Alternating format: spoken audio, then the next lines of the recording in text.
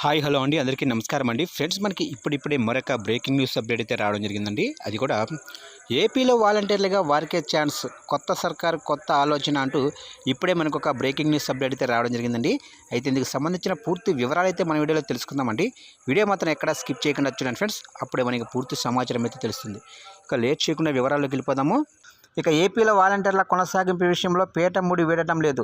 ఓ మంత్రికి ప్రత్యేకంగా బాధ్యతలను అప్పగించడంతో వాలంటీర్ వ్యవస్థ కొనసాగుతుందన్న నమ్మకం ఏర్పడింది. కానీ ఎంతమందిని కొనసాగిస్తారు, ఎంతమందికి ఉద్వాసన పలుకుతారు అనే విషయంలో సస్పెన్స్ కొనసాగుతుంది.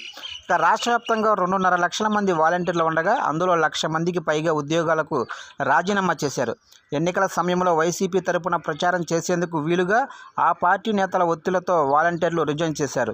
ఇక ప్రభుత్వం మారడంతో వారిని తిరిగి ఉద్యోగాల్లోకి తీసుకోవడం కష్టంగానే కనిపిస్తుంది. ఇక కూటమి అధికారంలోకి వస్తే వాలంటీరీ వ్యవస్థను రద్దు చేస్తుందన్న వైసీపీ విమర్శలకు దీటుగా తాము అధికారంలోకి వస్తే వాలంటీరీ వ్యవస్థను కొనసాగిస్తామన్న చంద్రబాబు వేతనాలను 10,000కు పెంచుతామని హామీ ఇచ్చారు. ఈ క్రమంలోనే వాలంటీరీ వ్యవస్థ బాధ్యతలను ప్రత్యేకంగా ఓ మంత్రికి అప్పగించడంతో వాలంటీరీ వ్యవస్థ కొనసాగింపుపై క్లారిటీ వచ్చినట్లయింది.